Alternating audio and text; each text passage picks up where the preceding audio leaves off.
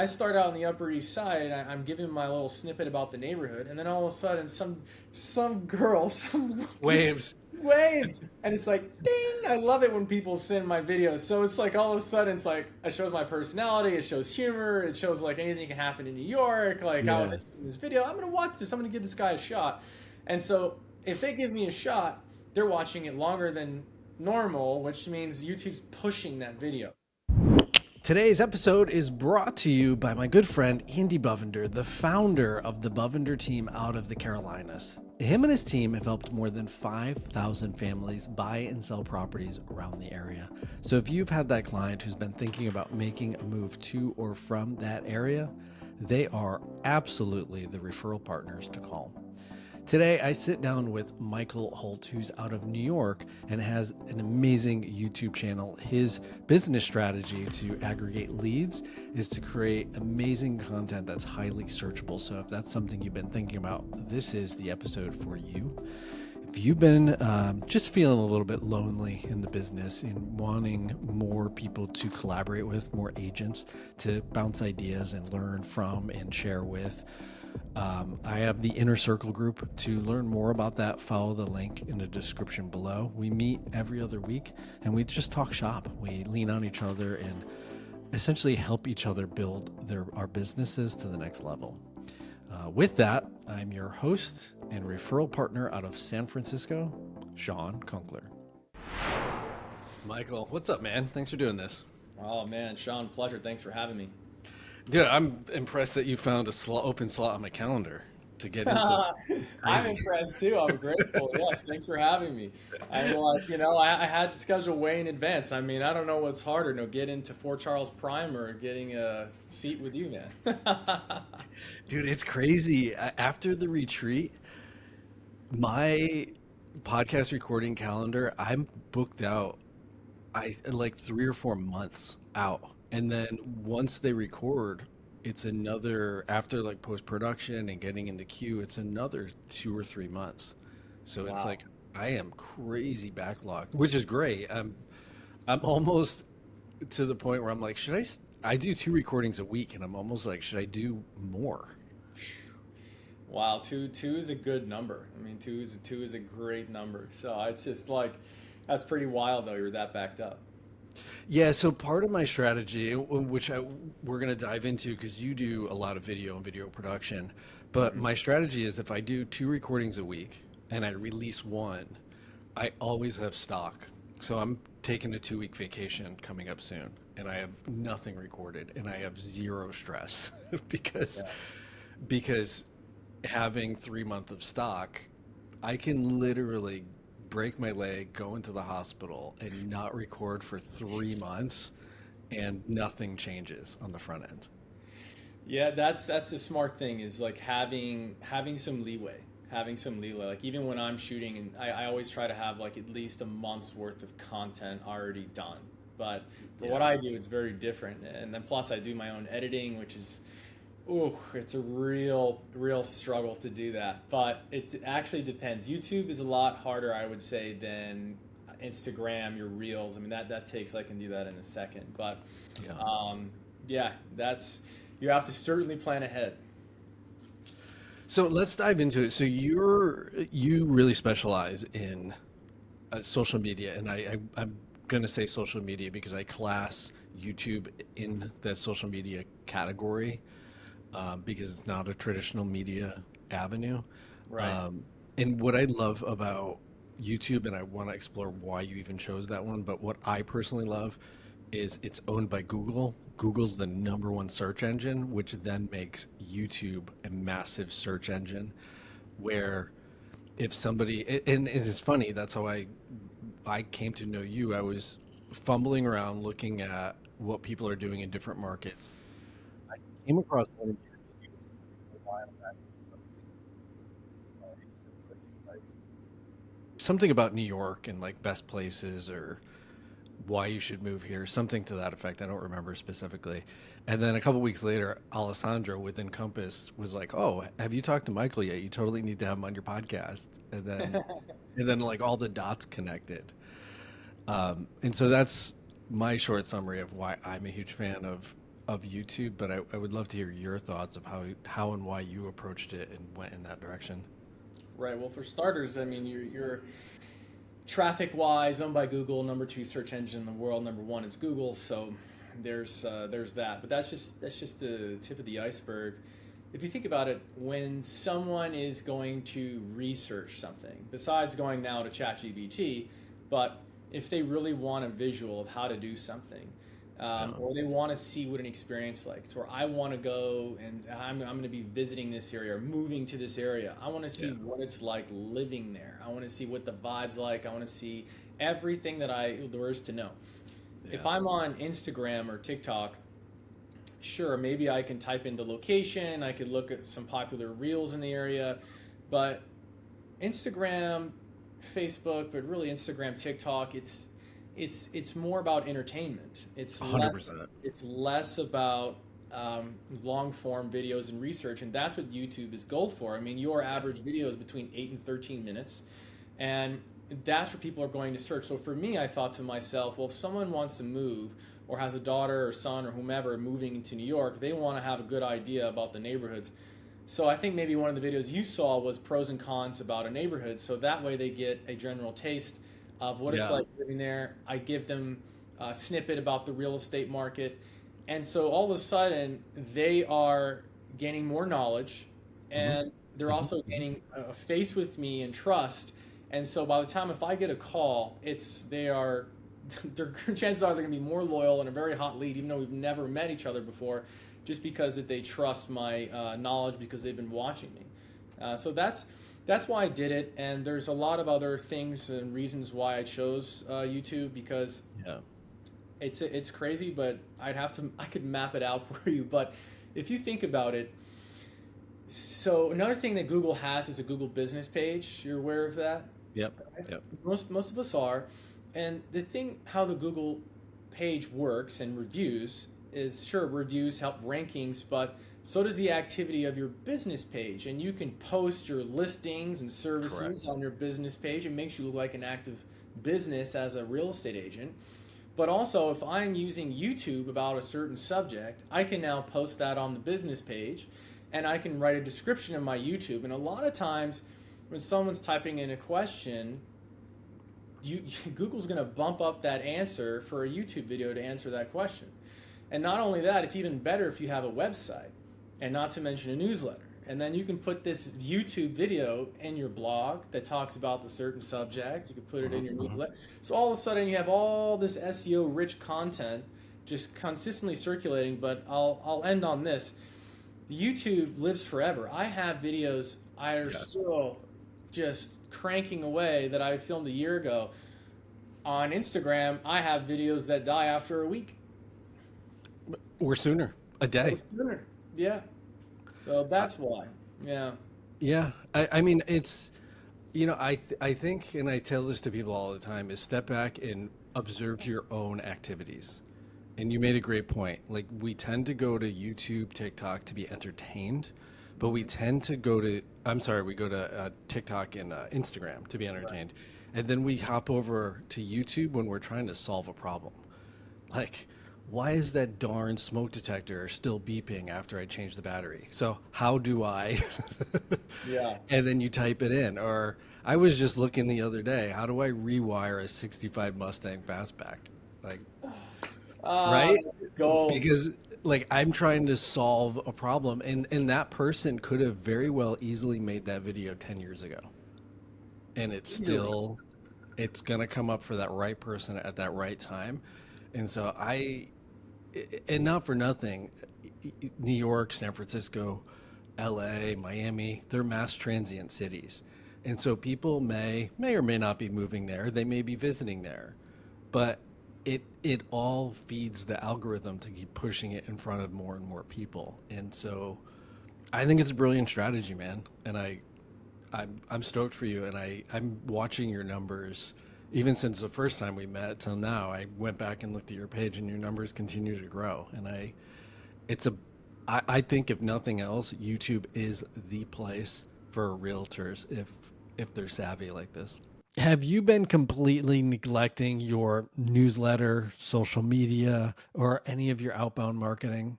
If so, I have a solution for you. With little to no commitment, a virtual assistant can jump in and help you in those areas you just don't have the time for. For more information about hiring a virtual assistant, go ahead and follow the link in the description below. Absolutely. Well, thank you, Shawn. And I have to, I mean, I'll be brutally honest. I have been slacking major when it comes to that in YouTube. I have, in the past year, I got married. Well, congrats. That's Thank huge. you. Thank you. I moved. It's been so much stuff going on. So like you said, you got to have some content for these things, and eventually time caught up with me.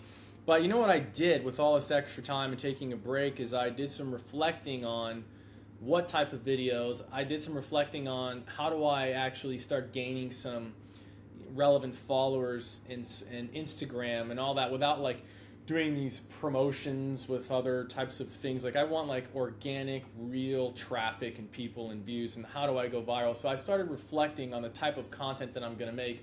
YouTube, the pros and cons serve very well, but how do I diversify beyond that? How can I do more office videos just here like in my apartment versus always having to be on the street with my mics and filming myself and all that? So, but to your point, even though I've taken a break, I've still grown. And that's where I think YouTube sets itself apart. And you get leads. You get leads, and yeah, I'm big fan of it. So I suggest more real estate agents definitely diversify and try YouTube out and give it a chance. Yeah, I had a while back, I can't remember who the guest was on the channel, but they said if you're on YouTube, make shorts for subscribers and make long form for leads. And so kind of like balancing the two. Have you seen or had a similar experience, or is yours radically different? Yeah, I don't get nearly any views on shorts than I do the long form, and all of my subscribers are coming from my long form. I think the reason behind that is because I think him saying that subscribers is probably good for, I mean, again, like I think that your shorts should probably be like 30 seconds and very, very engaging with a big hook and go straight into your value add. It's got to be great, or it's got to be with humor. It's more like Instagram is, where TikTok, where it's more entertainment focused versus long form. Yeah, I know from this podcast, I would say a mistake that we continue to make, and I do it just because it's easy, is we try to just chop up the long form into short form, but it's they're two different vehicles. They're completely different beasts.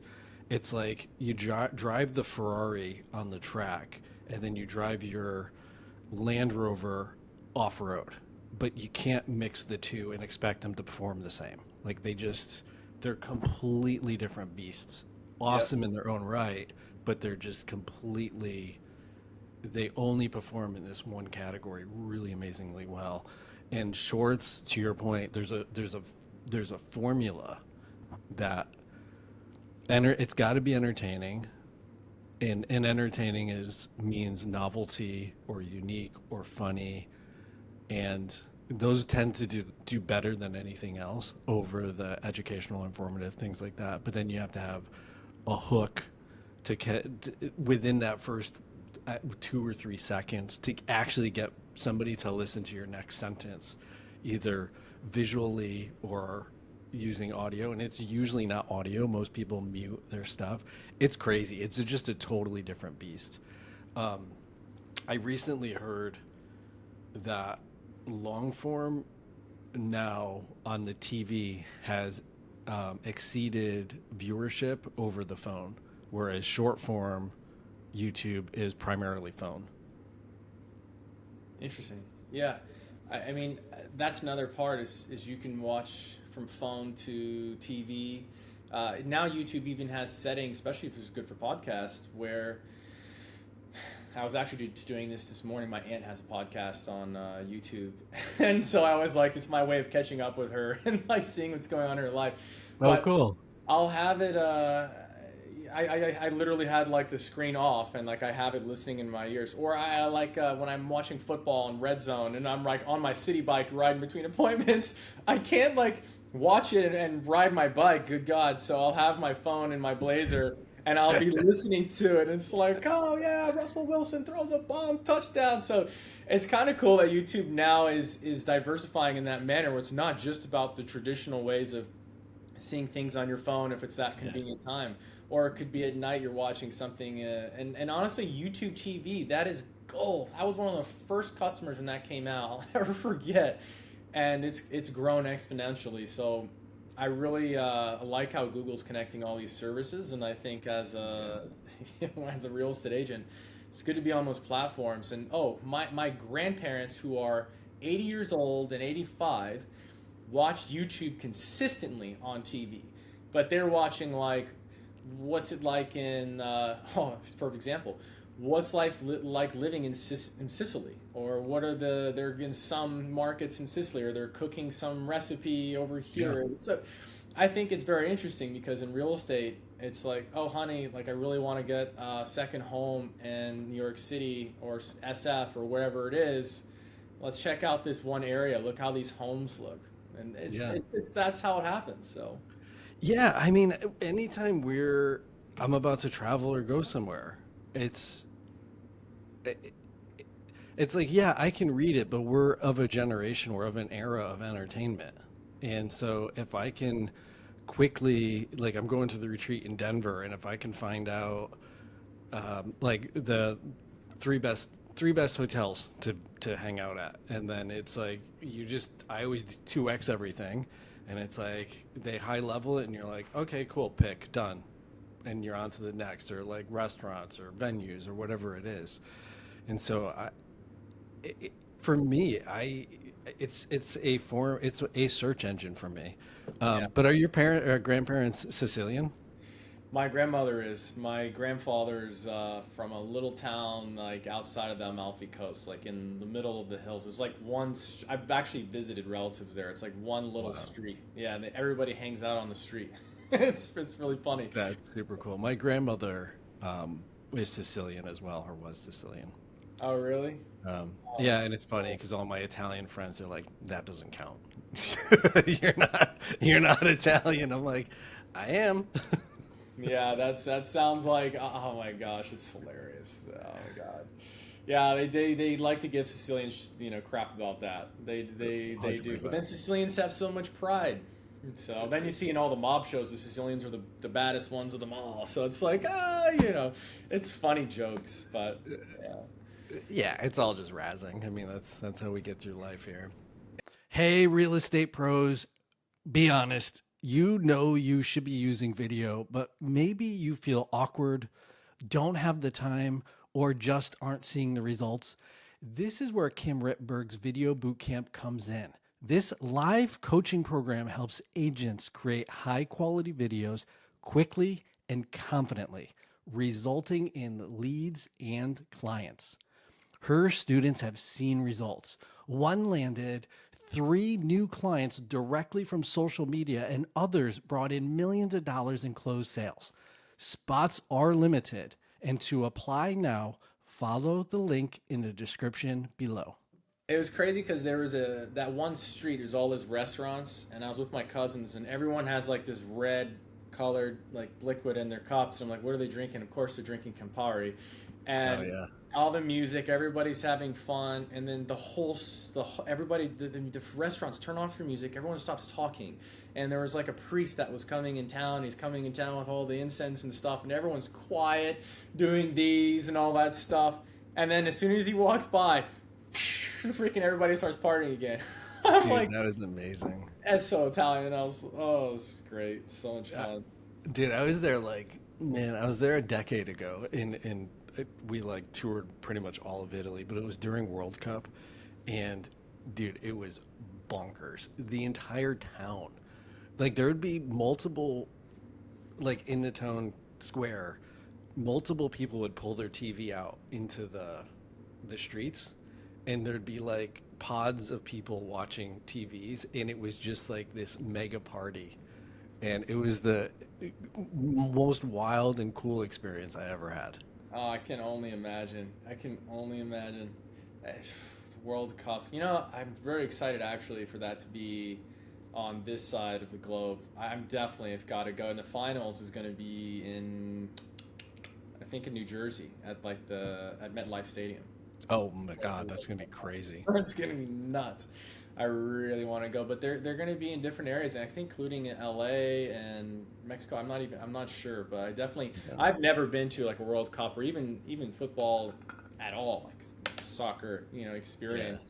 I cannot even imagine. So the feeling you must have felt being there just must have been. It was infectious. It was just like this different. The energy was just.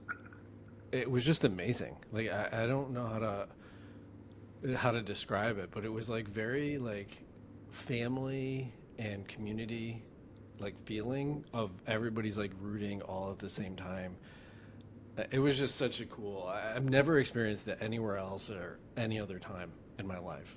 Wow, wow. But I think that loops back again to this was, I mean, when I went, it was when I think the iPhone had literally just came out because I went with a buddy of mine and he had the iPhone and we would try to find hotels like as we were going to the next town. We would be on his phone trying to like find where to go next or where to eat and what to do.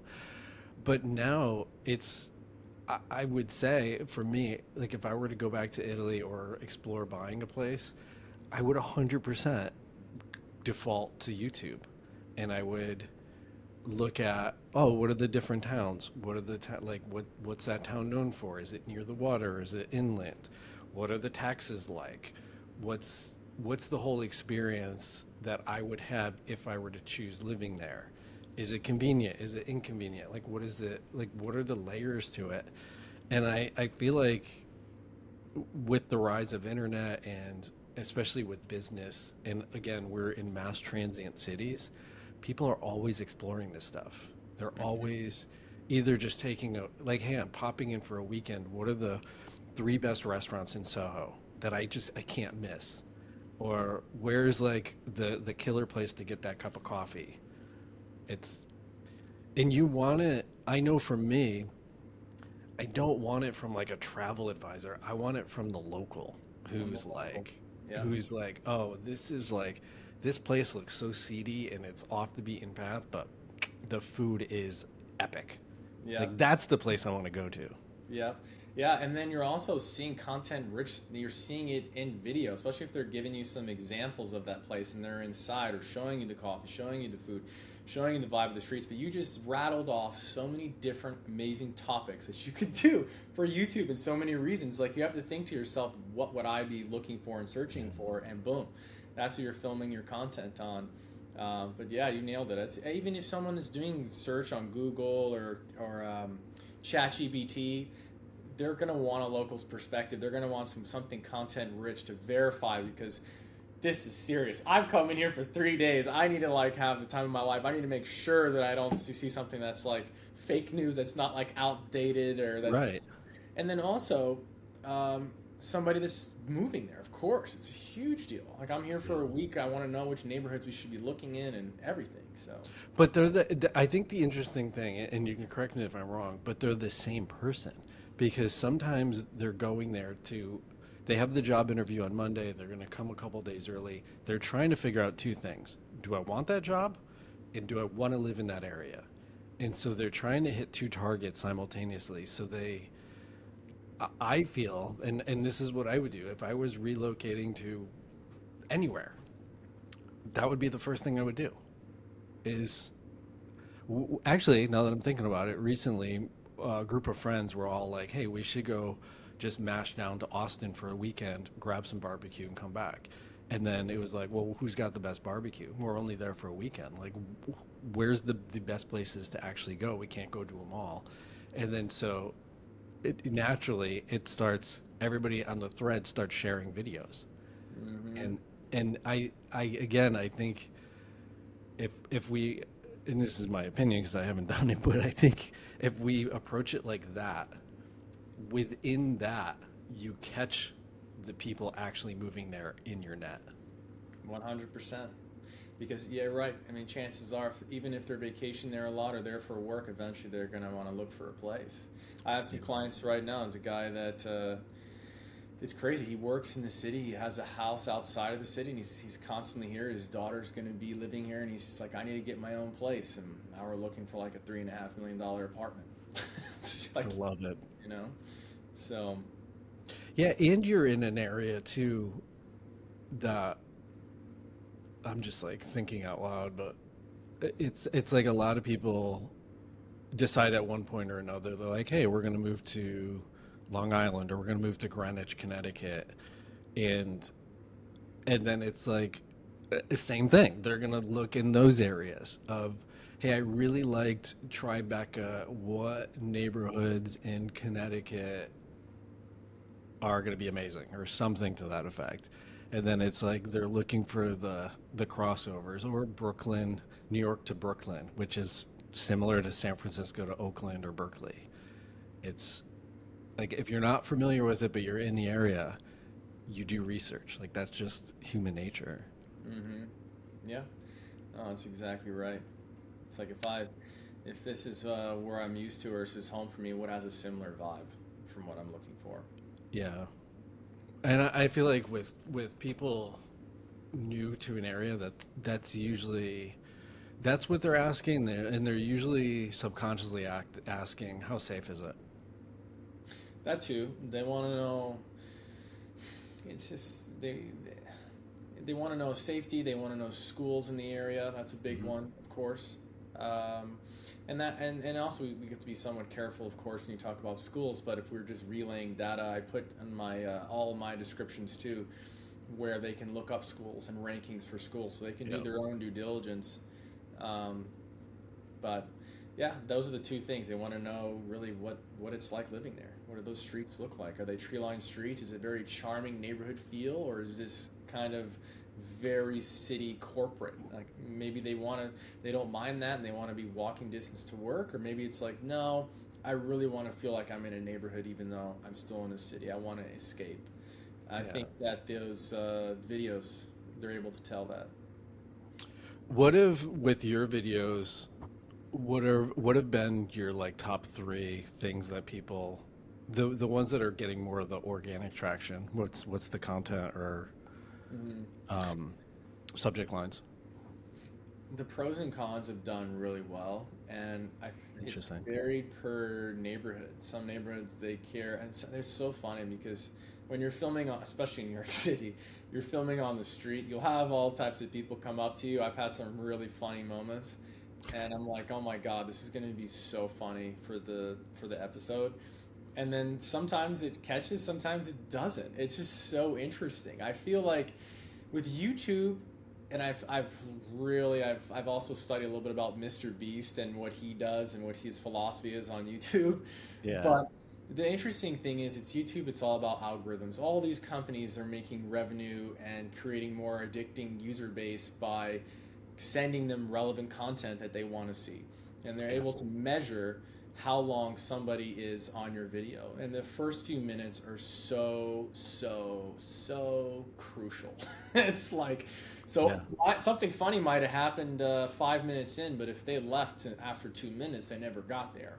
So I think it's really important when you're starting your video, and one of my best performing videos, probably actually my very best, arguably my best, starts out with this, and it's almost like its own form of hook. I start out on the Upper East Side, and I'm giving my little snippet about the neighborhood, and then all of a sudden, some girl, waves, and it's like, ding! I love it when people send my videos. So it's like all of a sudden, it's like it shows my personality, it shows humor, it shows like anything can happen in New York. Like, I was in this video, I'm gonna watch this, I'm gonna give this guy a shot. And so if they give me a shot, they're watching it longer than normal, which means YouTube's pushing that video. So I think and you know what's insane is that was my second video I've ever filmed. If you look at that video, the camera, I had no tripod. I had like, actually this is my camera I use like right now, and this is not the tripod that I use, but it comes with like this little base. And I like found some like stoop like next to some townhouse, and I stuck it up there. I mean, now I have a full-blown tripod, all this equipment. That's but hilarious. it's shooting up. Like I'm like looking down. It's just so awful. But it works. I mean, I've got like I don't even know how many views I have on that now, but that's one of my best videos, and I feel like it has to do with the neighborhood, sure, but I also think it has to do with the beginning, and humor. Yeah. Humor goes a long way. Humor is the number one thing that Number one. that's your number for the entertainment. That's your number one. Yeah. But I So love that you said so, and I hope anybody who's on the fence of getting started with it, oh, I got to be perfect. I have to have perfect camera. I have the perfect angle. You just said, like everything is wrong with this video, and it's your best performing video. yeah. So Like, my first video ever is my second best, and that one, it was insane. It was my first video ever, and I remember posting it, and it was like, phew, all these views, and I'm like, man, this YouTube stuff is easy. I'm gonna post this. And it's not. It's definitely not. I wasn't for it's brutal. It's not. so brutal. God. So, anyways, this video, I'm like, I'm going to London. I'm filming this huge mansion that's for sale for £30 million. They want me to be their American rep, and I'm like, I'm gonna go there, make a vacation out of it. Never been to London. I'm gonna go there. I'm gonna meet some brokers. Like, this is gonna be freaking awesome.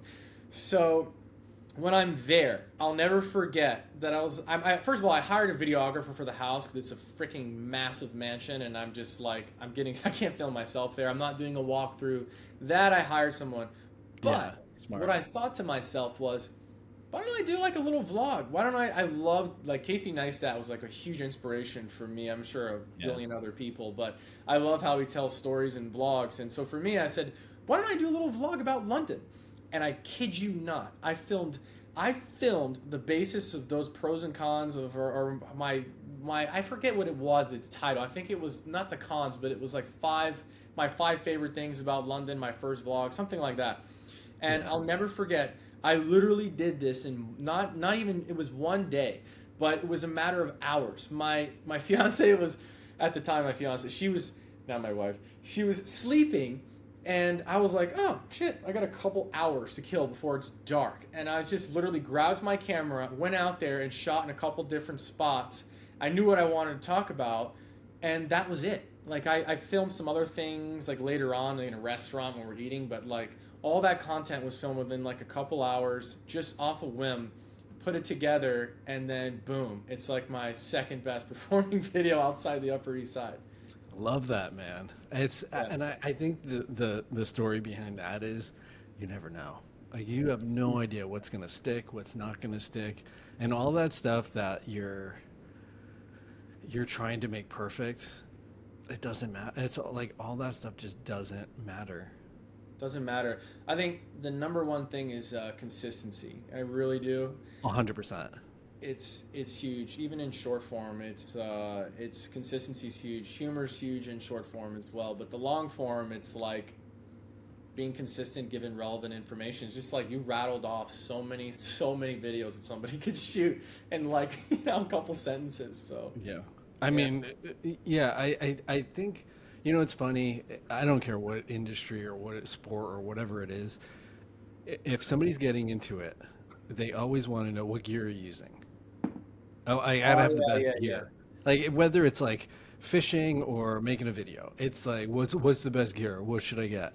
And like, you know what? It doesn't matter. You have a phone, and it has a mic, and you're good to go. Like, I just watched the F1 movie. Nice. There's a bunch of scenes shot from within the car. They used iPhones because the form factor, because they're so small and sleek that they were able to kind of like tuck them into these random spots. So like the quality is there on the thing that you already have in your pocket. So just go shoot. Yeah, and incredible. In the actual art of it all is it's all post-production. It's having the right cuts, having the right scenes, having the right B-roll, having the right visuals, just stitching it together where it's succinct. And to your point, Casey Neistat does a phenomenal job If you actually just turn the audio off, turn all the captions off, and just visually watch it, just Yeah. have a visual experience, it's captivating just in that category. Yeah, he's the best storyteller. I can't like he could So be good. cleaning his studio and like I'm watching him so engaged. It's just Weird, right? I don't know. He's phenomenal talented. So, but I was one of those victims like you said. Like I geeked out about which equipment I'm using, the format of storytelling. Like I did all this research, but in the end, it was, my very beginning videos that took off. And like you said, you can do so much now with technology and post. I had a video that I had one of my team members film for me. We got done with a pitch the other day, and I had this idea for short form. I wanted to do something funny, and I was like, hey, just record me. And I remember the audio was so bad. Like you could hear the background noise is terrible. I had no mics on me at that time. And so in post and CapCut, like I was able to literally like the audio, I was able to enhance it, and it sounds like I'm wearing a mic. I mean, it was perfect. It was Yeah. totally fine. So I think you just have to have the basics. And like you said, the iPhone shoots in 4K. It shoots it's like 60 frames per second. It has you can use the mic in post, and it has that destabilization mode. So if you're Exactly. moving, yeah, it's smooth video. Now it does take away from some of the light, but it's still going to be fine. Like you have enough to start. That's for sure. Yeah. I would say the only piece of equipment is the mic because at the end of the day, Gotta have the good audio. the voice quality is, and I know, like if you go to other podcasts or you go to a video and you can't hear it or there's like a ton of background noise, you'll 9 times out of 10 leave it because Yep. of the audio, not because of the video. And but if you look at videos that are highly viral, they're all over the map. It's All over like, the map. I mean, America's Funniest Home Video, which kind of dates me, was on TV as a kid. Those were all home videos. They were crappy videos, but and it was all put together in a story format. And within that, it's funny, and it kept you. And so basically, you had all these mini sub stories within the story. Yeah. And to be honest, like it's my firm belief, you want to get views in short form, that having like that type of style of video is a massive hook. It's like a reaction video. Yeah. Something happens and then your reaction or you parlay that into real estate somehow. It's hilarious. But the first video was some old, probably blurry or who knows, questionably audio, but it was such a funny or crazy thing that you saw. You were like, oh my gosh, and then boom, and then it goes to you. But I think it's super important, especially on long form, or if someone's really trying to listen to you. And yes, there are captions, but the audio. How can I listen to someone for 8 minutes if the audio is terrible? Like you just can't. You will never. It'll never happen. So It's true. Yeah. It's it's strange. Like we're very picky about certain things as just like as a through line, and then other things we totally like the most I don't know, like my I have the craziest funniest algorithm of like the most random stuff. For some reason, ghost videos are always in my feed. I have no idea why. It's not like I've never typed it in or sought them out. But those are always the worst of the worst videos. Like they're super grainy, and then there's like the cartoony drawn circle somewhere in the corner, and you're kind of like squinting, trying to figure out what the heck you're actually looking at, and you can't see it. That's a hook unto itself. yep, yeah, AI is incredible for that too. You can literally write what's the formula for a viral long form video that's 8 minutes long, and it'll literally tell you the formula. Or what's a 30-second Instagram formula, and it'll be like, here's the hook. And then you go back and you're like, write a script using that formula as to why somebody needs to get pre-approved before shopping for a house. yeah, 100%. Or you could take already a video that's super viral, and then Yes.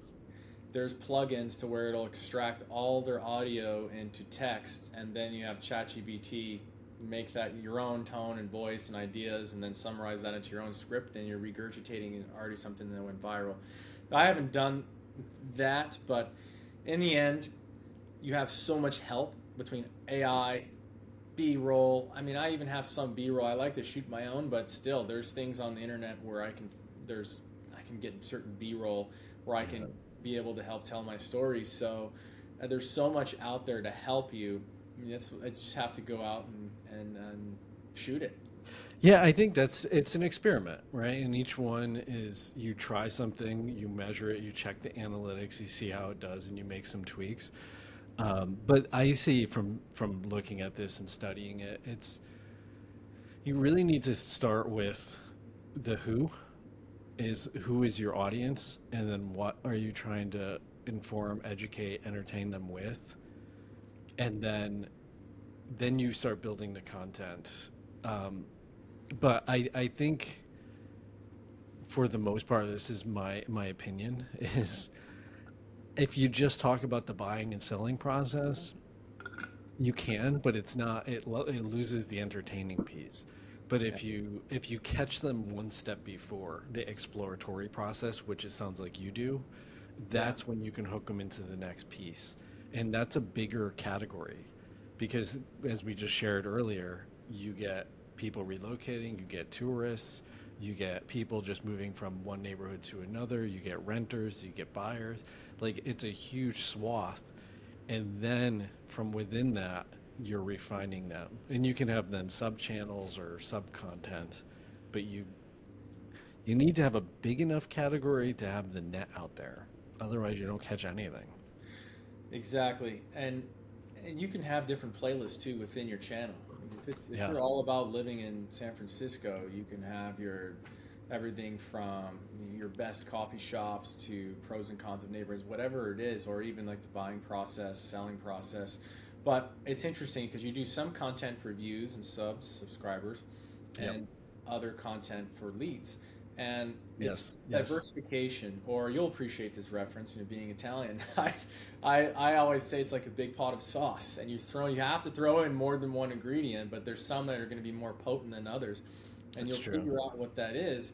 But for me, the hardest one to crack has been social, like Instagram short form, and I believe now it's gonna be so different. We're gonna have to do like a recap video when you're gonna see like where I'm at now and where I'm gonna be, because now I'm at the point where I'm going to not only obviously get the YouTube and stuff going again, but implement these new strategies I have for like Instagram and short form, and that is like you said, there's only so many people that are willing to watch educational things, or so it's you have to diversify. I have to do some things, and I think humor is such a big one. So I want to do more humor engaging stuff, but I don't only want to do humor because then people just think I'm a jokester and hard to take serious. Like you have to do a combination. I've been doing a lot of property walkthrough videos, a lot of dramatic videos. Like picture this, I see a lot of trending stuff where it's like some dramatic, like just beautiful, like smooth camera, like going right into the dramatic view of floor to ceiling windows. It's just beautiful apartment, and it's like 8 seconds long. The thing is, if somebody watches 4 seconds, that's a 50% retention rate. Versus if I have a minute long reel, they'd have to watch it for 30 seconds to get there. That's a ton of time. But my point is that, yeah, you have to think strategy behind that, but I see some people, and I've done this as well, I'll do a whole walkthrough throughout an apartment or townhouse and narrate it with my voice and subscribes and all these things. I'll try to like make it engaging. Some will perform better than others, but you know what? You have so much competition. There's so many people that are doing that, and it's important to do that, because when you're doing your funny videos and you're getting a lot of people to like it and views and going to your page, they'll see like, okay, this guy does some really funny stuff, but he also has some sick content. I'm the type of guy that, hey, I enjoy watching real estate videos. Maybe I'm going to subscribe or keep this person as one of my main channels. So that's kind of the strategy for the short form that I'm going to be implementing going forward. So it'll be very interesting to see how that works. So. Yeah, I mean, I think short form, like Instagram it's a different beast. Yeah. There's an agent out of Utah, a friend of mine, her tag is like realtor Caitlin. She's flippin' hilarious. It's like the driest humor, but her humor is she'll tour properties, but her jokes are like rips towards the buyer. And it's just like it's hilarious, but it's a very specific type of humor. But I don't even know what her. I think we booked her on the podcast, and she had like a few thousand followers, and then by the time she was on, she had like 100,000, and she's like, Wow. it was like gangbusters. But she found, and it's cool. What I love about her is, if you go to her page and you scroll back, you can see her or in the early days testing different things. And then one of them hits, and then you can see the light bulb moment for her of like, let me make more of these. And then Yep. she starts going down this new path, and then all of a sudden her whole algorithm changes, and then the views and the likes completely transforms. Awesome. One of the things I learned with Instagram is if you have something like that where you're just an incredibly naturally funny person, lean into it, do more of that. For the rest of us, for Instagram, what I have found from this podcast is don't go after buyers and sellers as a real estate agent. Go after building relationships with other real estate agents. And it's through Instagram, you're actually going after the referrals. And there's a handful of agents that I know that get tons of referrals just from colleagues. And that's essentially their book of business from that strategy alone. That's super smart. Yeah, that's a whole nother niche right there, and that's a good way because we all are here to collaborate together. And then I mean, look how we met. So now I Exactly. put a call out there, and you introduced me to some brokers when I was visiting LA. It was so now I have some contacts. But That's right. I blew up your phone. I was like, you're like, I'm in LA. Who should I talk to? I'm like, I gotcha. oh, yeah, I was like, damn, this guy's connected. I was like, wow. So I appreciate that. But no, it's fun. Where did you say that girl was based out of? What market? Utah. I Utah. think Salt Lake City, if I'm not mistaken.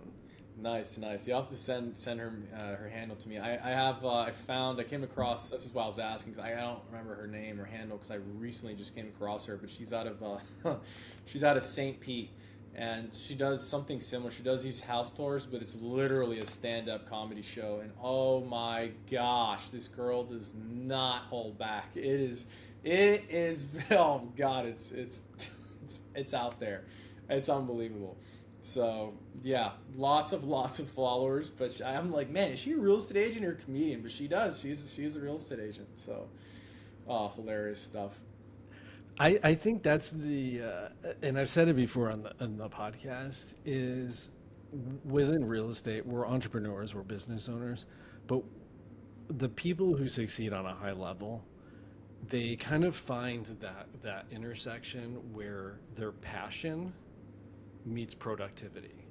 And for you, it's like clear you enjoy being on film, you enjoy the editing process, you enjoy this. And so that's your intersection. And the productivity is leads and lead opportunities and conversations with agents and doing this. But if you hate being on camera, you hate editing, you hate post-production, you hate looking at figuring this out, you hate that's not your jam. Don't do it. Like, Yeah. go find, like, if you're the person who just loves door knocking, and there's people out there who do, like, they love it, they salivate to do it, go do that. That's where your passion meets productivity. But I think the important part is, with all these conversations, is get ideas, see what sticks, and if it does, run with it. Like Caitlin, it was like she enjoyed being on film, she's naturally funny, and she found that intersection. Yeah, And so yeah. Do what you're good at. Continue to build on your strengths, and depending on what it is, you have someone else like part of your team, or sharpening some of your parts that you're not as good at or struggle with. Right. exactly. Yeah. Yeah, and that's revenue. Like, that's the revenue solution right there. It's like once you have the money and you see where your deficit is, then hire somebody to fill that void. and run with it, because you can hate being on film, you can hate social media, you can just hire to solve that problem. Like that's, Yeah. if you throw enough money at any problem, you'll fix it. Like that's Yeah. the nature of business. 100%. One of these days, I'm gonna probably hire an editor. We'll see. We'll see. The short form, it takes me 2 seconds, but the YouTube videos is what takes some time. Yeah. But it is fun. Yeah. Yeah, it's funny. CLO, my partner, she has a YouTube channel, and has had crazy opportunities because of it. Um, but she'll basically, like, super high detail, kick it to the editor to do, and then she'll sit down with it and finish it. Like they just do the heavy lifting of, like, here's the B-roll files, here's this, just kind of, put these pieces together, and then she'll sit down and finish the last like 10% and kind of shape it. So there's different ways. Like there's no one way to crack the nut. Yeah. But I would say, if you're not a good editor, find a really good editor. Like if that's not your thing, you don't enjoy. I hate it. Like I don't want to edit videos.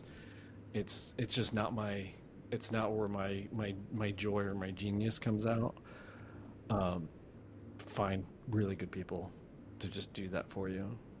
Yeah, and I'll say, if someone's on a budget, I don't know, the way that I guess the way that you can frame it is, picture it, your personality and telling stories. That's what I like to think about it. And that's why it to be originally you, if you're the one editing and telling the stories. I mean, I'm talking especially on long form and YouTube. So Yeah. but yeah, it is certainly not for the faint of heart. It can take time, but you don't have to do anything crazy as well. Like you could just what's that think media, what do they say? They say just press record, I think is like they're saying. I forget, but in a nutshell, it's Smart. like, just film, like, just do it. Yeah. So Yeah, we even recently we went to ChatGPT and said, "What are 100 questions home buyers have?" And then 50 of them were total crap, like not applicable to the market or just really bad. And then it's like we still had 50 questions, and then if you answer those questions using the formula, like a viral formula, you'll have 50 videos. And right. then with those, you upload them to like Google Drive. You give access to your editor. They clean them up and add the things to make it entertaining and more sticky, and you're done. Right. Like it's really not that hard. Is my point.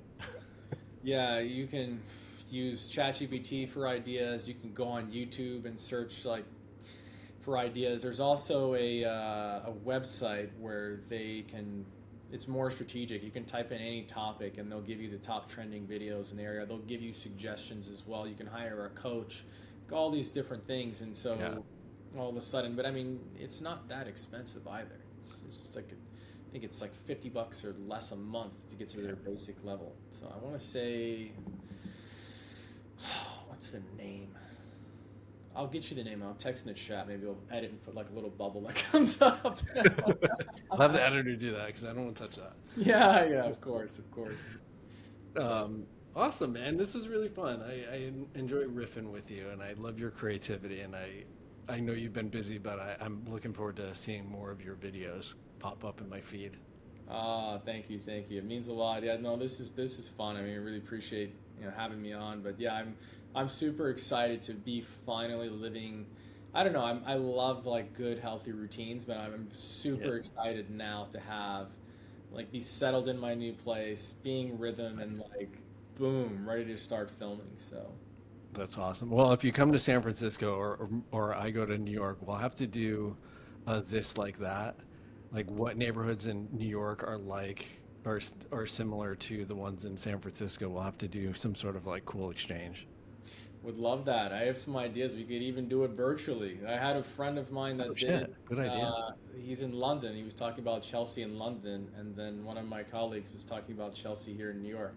So they but they did it as an apartment, and it was like, which one would you rather have? And and the other guy was like, "Oh, forget about it." It was just funny. It was so kind of corny, but it was like this juxtaposition where it was one guy on the screen, and then boom, the other one was like comes in split screen and was saying, "Oh, come on, but London's better," and then it shows one or the other. It's cool. It's a lot of fun. But yeah, I would love it. We got to kick it, of course, if you're in New York, or Yeah, man. do some collabs. I would love that. Dude, yeah, I was just thinking it would be fun to do like, what's 2 million get you in San Francisco and what's 2 million get you in New York? And then, you know, which would you decide? Yeah, 100%. I like that. I like this split screen. That's that's a cool, it's got that entertaining factor. That's a cool idea. Yeah. Man, I'm pumped. I'm looking forward to trying to figure out some collab with you. Sweet. Yeah. Well, we'll figure out something at TBD. We'll make something happen. All right, brother. This has been fun, man. Thank you. Appreciate it. Thanks for having me on.